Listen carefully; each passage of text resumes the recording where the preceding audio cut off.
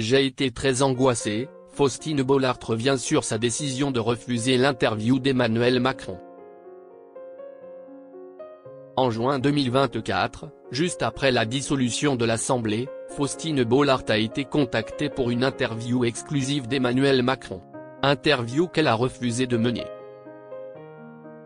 Un choix difficile pour la présentatrice. J'ai été très angoissée à l'idée de cette décision, a-t-elle confié dans une interview accordée à Buzz Télévision.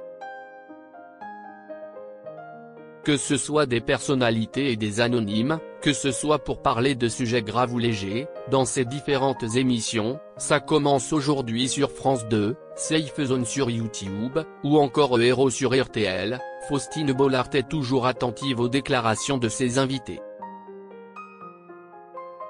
Et si est ce qui a fait son succès en tant qu'animatrice. Et si est certainement ce qui a donné l'idée à l'Élysée de lui proposer une interview exclusive d'Emmanuel Macron, en juin dernier, soit juste après la dissolution de l'Assemblée. Interview qu'elle a refusée. Je suis hyper mal à l'aise avec cette histoire parce qu'à chaque fois qu'on me pose la question, j'ai l'impression que si est censé rester très confidentiel. Mais tout le monde le sait, a déclaré en préambule Faustine Bollaert dans une interview accordée à Buzz Télévision, lundi 6 janvier.